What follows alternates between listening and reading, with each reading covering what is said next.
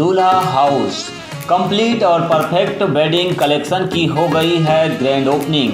शादी ब्याह की खरीदी के लिए चले आइए अब हमारे नए प्रतिष्ठान में, जहां आपको मिलेगा कोट सूट, ब्लेजर, शेरवानी के साथ ब्लैकबेरी कंपनी के किफ़ायती जैकेट और सूट ब्लेजर, मान्यवर कंपनी के ब्रांडेड कुर्ता पाजामा, जैकेट, साफा मोजड़ी, dupatta, party wear, Indo western का एक से बढ़कर एक कलेक्शन। हमारा पता है दादाबाड़ी स्कूल के पीछे इतवारी बाजार के पास बालाघाट। संपर्क करें 9425138551।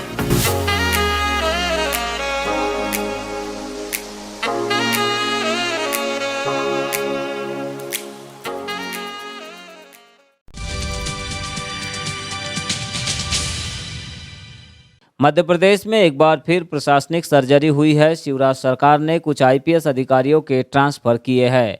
इनमें कुछ एसपी भी बदले गए हैं। बालाघाट जिले के एसपी अभिषेक तिवारी का भी ट्रांसफर कर दिया गया है। उनकी जगह अब समीर सौरभ को बालाघाट जिले की जिम्मेदारी सौंपी गई है। वह फिलहाल हाकफोर्स सेनानी बालाघाट में पदस्थ थे। 2016 बैच के आईपीएस समीर सौरभ इसके पूर्व ग्वालियर में भी सेवाएं दे चुके हैं, जबकि लगभग 3 साल से बतौर बालाघाट एसपी सेवाएं दे रहे तत्कालीन एसपी अभिषेक तिवारी को रतलाम जिले का पुलिस अधीक्षक बनाया गया है। गौरतलब है कि 5 माह पूर्व सितंबर में तत्कालीन कलेक्टर दीपक आर्य के स्थानांतरण के वक्त ही पुलिस अधीक्षक के स्थानांतरण के भी कयास लगाए जा रहे थे, लेकिन ऐसा नहीं हुआ था।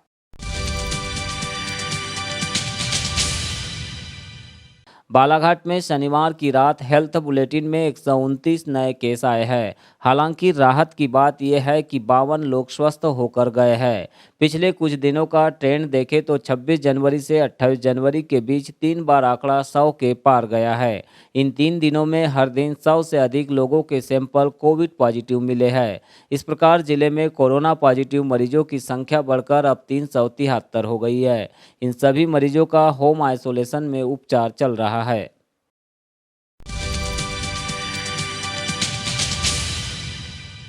जिला आयुष अधिकारी डॉक्टर शिवराम साकेत ने आज 29 जनवरी को आयुष औषधालय बेनी, चंगेरा, मेंढकी, नीलजी एवं आयुष क्लिनिक डोंगरमाली का आकस्मिक निरीक्षण किया।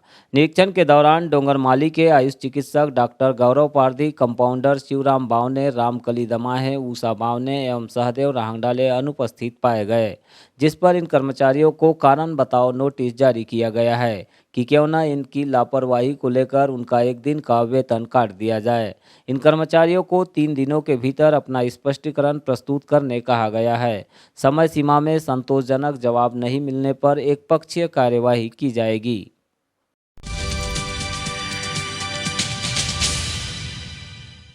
कलेक्टर डॉक्टर गिरीश कुमार मिश्रा के निर्देश पर नायब तहसीलदार लामता संदीप नागोसे द्वारा आज 29 जनवरी को ग्राम गुडरू में छापामार कार्रवाई की गई। इस कार्रवाई के दौरान एक व्यक्ति के घर से शासकीय अनाज की 85 बोरियां जब्त की गई है।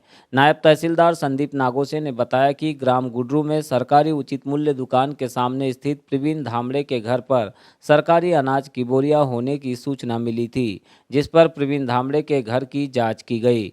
जांच में प्रवीण धामड़े के घर से गेहूं की 46 बोरियां और चावल की 39 बोरियां जब्त की गई है। इन सभी बोरियों पर खाद्य एवं नागरिक आपूर्ति विभाग की सील लगी है। अनाज की बोरियों को सहकारी समिति के सेल्समैन रेखलाल हनवते के सुपुर्द कर दिया गया है। इस मामले में प्रवीण धामड़े के विरुद्ध अत्यावश्यक वस्तु अधिनियम के तहत कार्रवाई करने के लिए प्रकरण कलेक्टर न्यायालय में प्रस्तुत किया जा रहा है।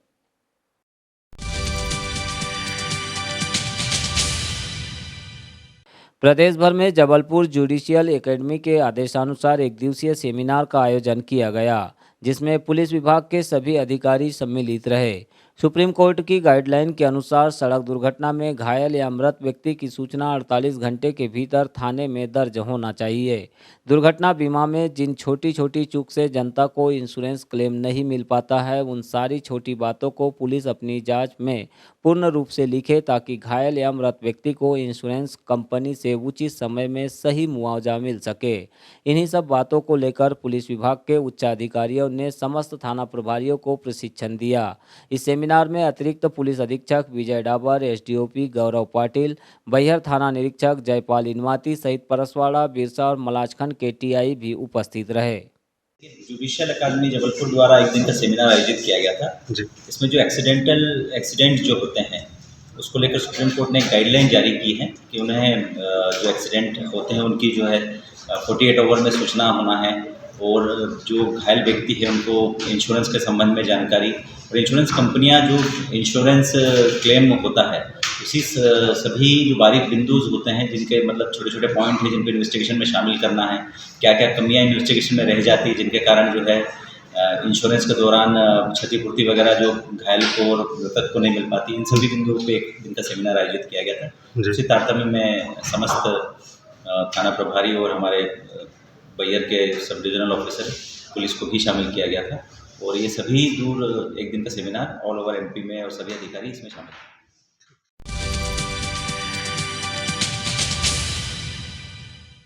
पीने वाले के लिए तो मजे की बात है, मजे की बात है। हाँ, पीने वाले के लिए।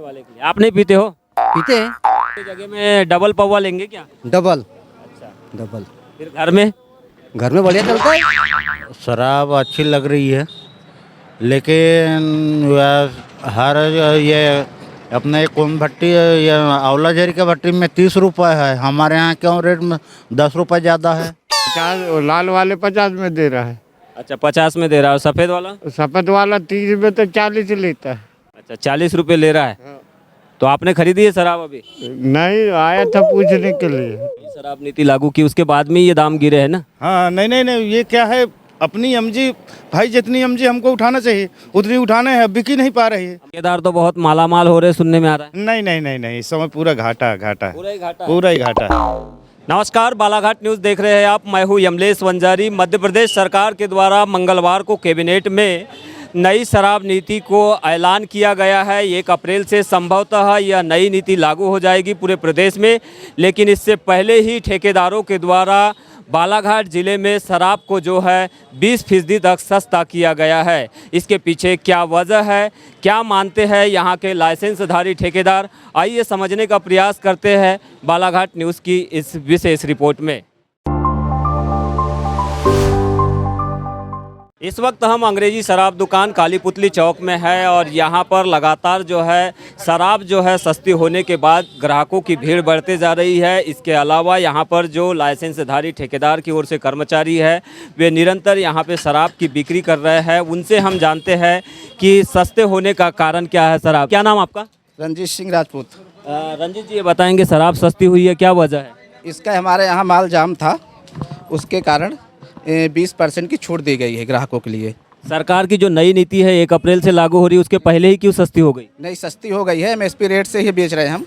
एमआरपी और एमएसपी के बीच का रेट बेच रहे हैं हम, गलत नहीं बेच रहे हैं। अच्छा, तो माल ज़्यादा डंप था इस वजह से तो नहीं? जी, माल डंप था। क्या इससे क्या नुकसान होगा, फायदा होगा ठेकेदारों को? ठेकेदारों का तो नुकसान ही होगा। ठेकेदारों को कितना नुकसान फिर भी एक अनुमान? फिर भी 20 से 25%।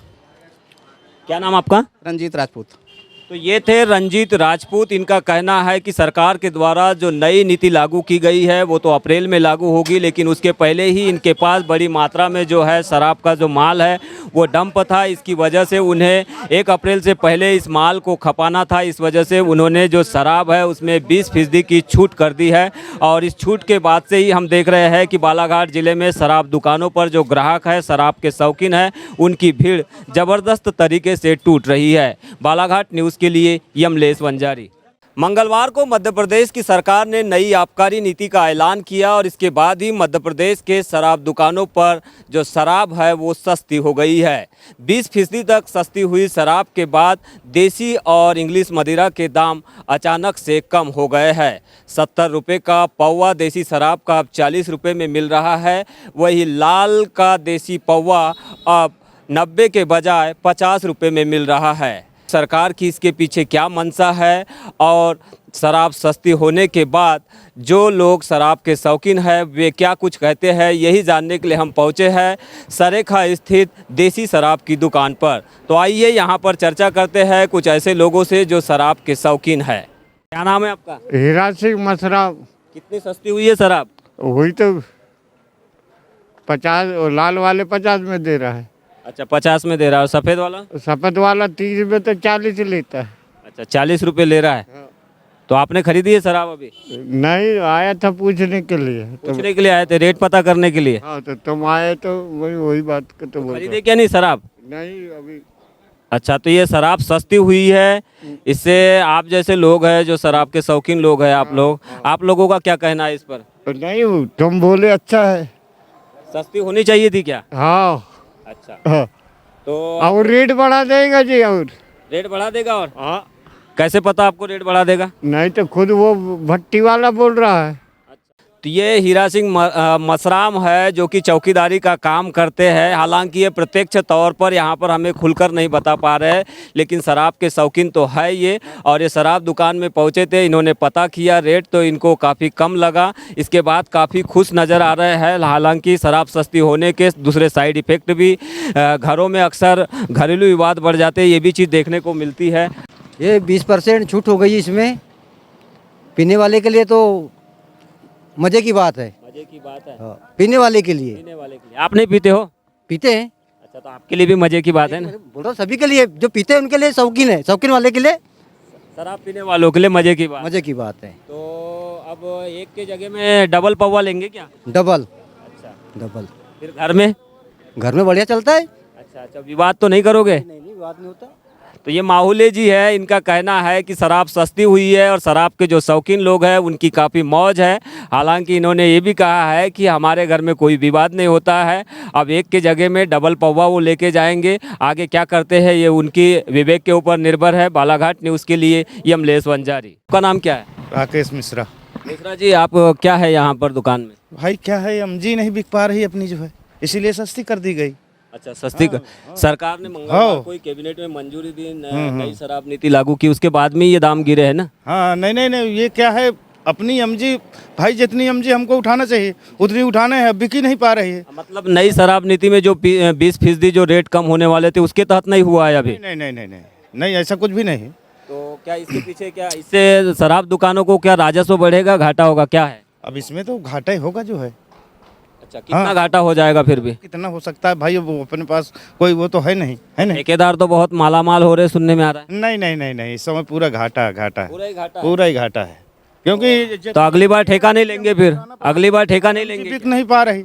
अब देखो ठेका के क्या करते हैं, कैसा क्या है। नहीं, घाटा बहुत बता रहे हैं आप, तो अगली बार ठेके में नहीं जाएंगे क्या आप लोग? अब देखो, क्यों नहीं, देखते हैं। कहना है कि शराब जो है उस मात्रा में नहीं बिक रही थी जिस मात्रा में उन्हें अपेक्षा थी। इस वजह से उन्होंने अचानक से शराब के जो दाम है वो कम कर दिए हैं। हालांकि सरकार ने कुछ दिन पहले ही मंगलवार को कैबिनेट में मंजूरी प्रदान की थी कि शराब के जो दाम है जल्द ही कम हो जाएंगे। हालांकि नई आबकारी नीति जो है 1 अप्रैल से लागू होने वाली है, उससे पहले ही शराब के दाम कम हो जाने से जो शराब के शौकीन लोग हैं उनकी मौज हो चली है। बालाघाट न्यूज़ के लिए यमलेश वंजारी।